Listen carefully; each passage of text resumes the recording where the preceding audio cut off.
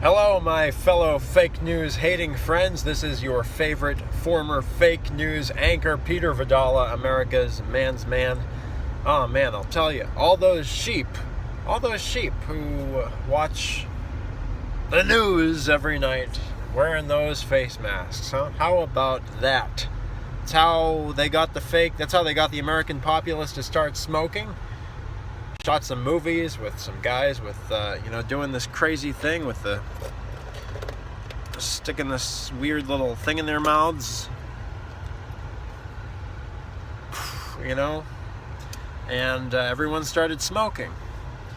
And years later in Massachusetts, they did the very same thing. They told all of the men in America, go on, put that thing in your mouth. And America, unfortunately, did it. Because, well, people are natural creatures. And the fake news and the infotainment complex uses all kinds of technological gimmickry, to convince our brains that, well, everybody else is doing it. Everybody else is sticking cigarettes or penises in their mouth. Why not give it a try? It's like trying a new vegetable, right? And unfortunately, they're doing this to little kids. Maybe you've noticed, if you happen to be a YouTube creator or a video creator of any sorts, Google's cracking down on, you got to designate this as children's content or non-children's content or whatnot. And because of a recent law in New Jersey that forces them to do so. But as far as Google's concerned, kids ought to be sticking their fists in the anus of another kid. So you really can't trust Google to to preside over what constitutes children's content and what does not. It's just the industry doing what it's always done, making pretense of governing itself so that we, the people, won't step in and say, I'm beginning to think it's not such a good idea if you stick your ding-a-ling-a-ling up another man's anus. It's just more manipulation of our natural minds by an artificial technology, which is the media, which unfortunately is being manipulated as skillfully as it ever has been. So what do you do about all this? Well, don't watch the fake news, okay? Don't assume. Because here's the thing: all of us have a level of suggestibility. In fact, the moment that you think that you are immune to media influence because you know better, even I, who have been trained both formally and informally in the art and science of fake news communication by really the finest institutions in the world, if I think for a second that I'm immune to it, this is the mistake all the broadcasters out there make.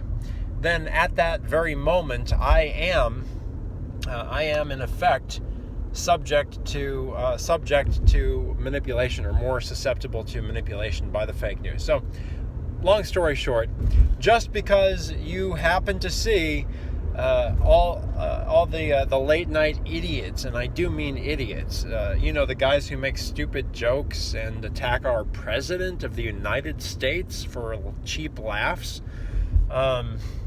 Again, it's just the media being the media.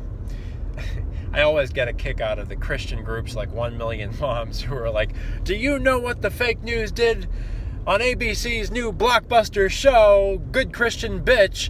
They made fun of Jesus. And it's like, well, this is what the fake news infotainment complex does. Of course, you can't raise a lot of money like 1 Million Moms does if you don't have a whole bunch of angry moms out there. So you got to tick off the moms with something. So something like Good Christian Bitch by ABC Disney, by the way, it's a great stunt for fundraising. 1 Million Moms is like, oh, they got this Good Christian Bitch show, and look at this new perverted show on Nickelodeon, like every show since Ren and Stimpy and before then. on Nickelodeon. Look at what Nickelodeon's doing. Look at what Disney's doing. So 1 Million Moms and the so-called Christian advocacy groups have kind of a symbiotic relationship with the networks. It goes like this. The networks keep pushing the envelope into more satanic content, even Netflix with its 13 Reasons to Kill Yourself. And this is like a Christmas gift to 1 million moms, because they can write a letter to all their supporters saying, all those moms out there saying, here, you should get really, really, really ticked off about this. And all the moms are sitting there, they're reading their email, they're going, and then of course they donate to 1 million moms, because, well, without 1 million moms, they never would have heard of this threat to their family existence, when really the moral of this story is just turn off your television already. Okay, just turn off the media, turn off the fake news. Why do you still trust Disney? Why do you still trust any of these crazy networks, Netflix, any of them, the FANG companies especially, Mark Zuckerberg? Seriously, just turn it off. Don't go to Facebook again. Don't go. Make sure Google gets defunded. So I love the church, but sometimes they're just a bunch of sheep with masks on. This is America's Man's Man, americasmansman.com.